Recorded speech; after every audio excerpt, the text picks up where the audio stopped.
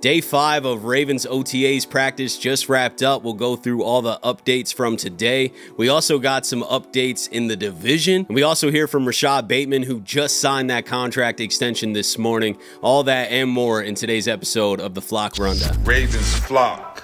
The Flock Rundown is the place to be. Motionless brainwaves attempt to swim their way to sense, can't tame the untamed.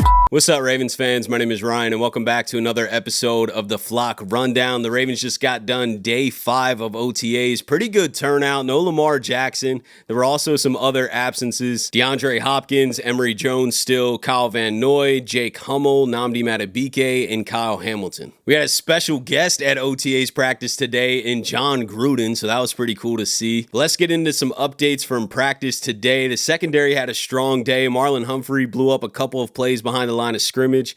First shut down a handoff to Zay Flowers in 11-on-11 drills, and was later first to the ball on a screen pass to running back Justice Hill. Awuzie, who was sick last week and missed Tuesday, was back today, broke up a deep pass intended for Tez Walker near the end zone. Cornerback Ruben Lowry made a bobbling interception in the back of the end zone on a pass intended for Tylan Wallace. An undrafted safety, Desmond Igbinosun, forced running back Keaton Mitchell to lose control of the ball after catching a short pass. Rashod Bateman was on the field today. He caught the first pass of live 11-on-11 drills, continued to make plays throughout the afternoon. Andrew Voorhees continued to get action at left guard, even with Ben Cleveland returning, so that is continuing to be a true competition there.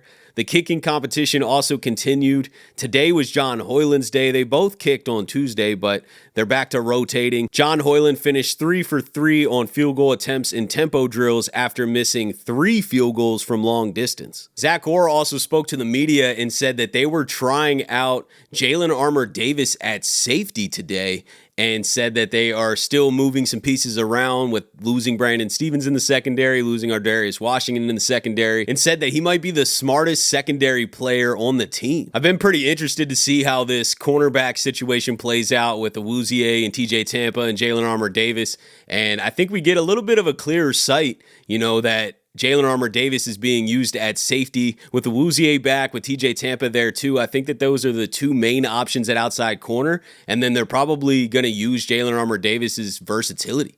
They can put him at safety, which I didn't even really know that he could play safety like that, but that's an interesting thing that I learned today. So we might see some Jalen Armour-Davis at safety and then also provide depth at outside corner and still probably be in some kind of rotation with TJ Tampa potentially. But interesting development, and I think that the Ravens like to draft a lot of versatile guys in the secondary that can play multiple positions. It's also great to see Rashod Bateman out there right after the contract extension. I made a video on the contract extension earlier today, but man, I'm happy that Bateman's locked up for 5 years at that value. I think that that's an incredible team-friendly deal. It provides security for Bateman, and he seems pretty happy about it too.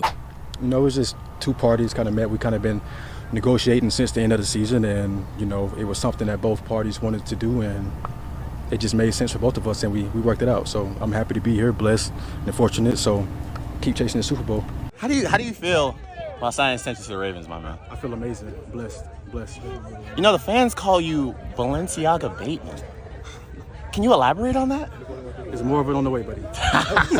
Bateman also spoke on the DeAndre Hopkins signing and how much he's going to help his game. With a guy like that that's done so much in the league with so much respect, I'm ready to ask him anything, as far as, catching, hands, route running, body, taking care of your body, what you do when you was in year 1 compared to year 5. It's a lot of different variables.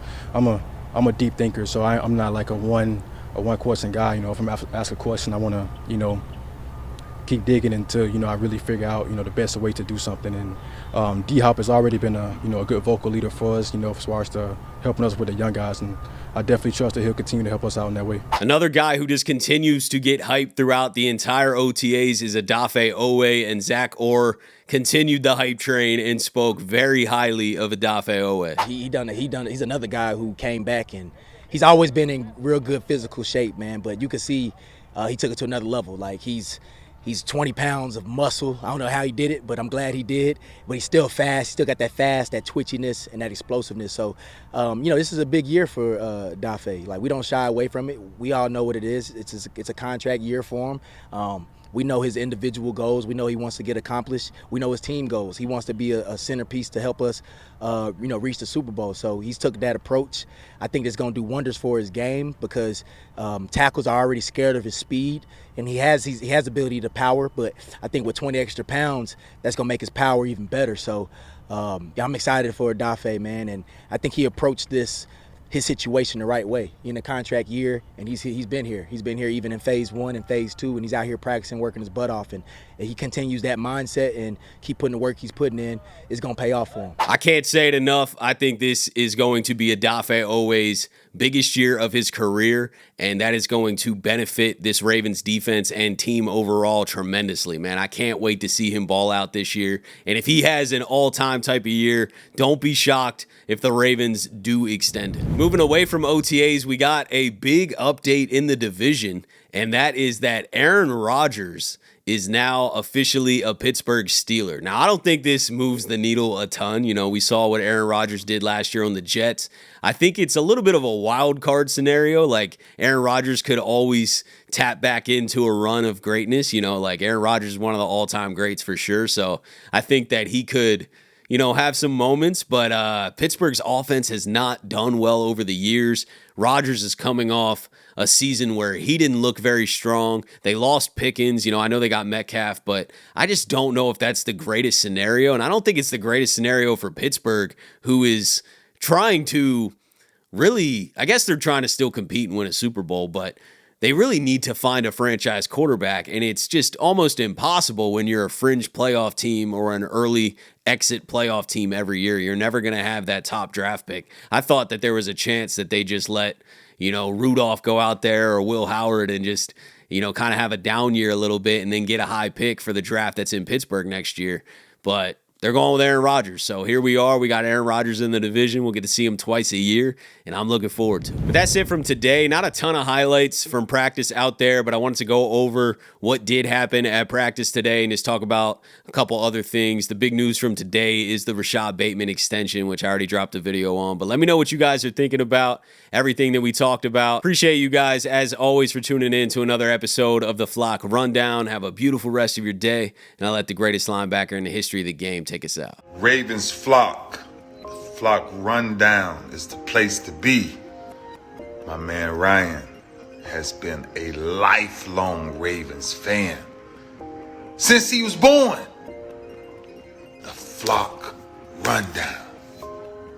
Nothing gets better than waking up and wondering how high we can fly. Tune in. Motionless brainwaves attempt to swim their way to sense, can't tame the untamed.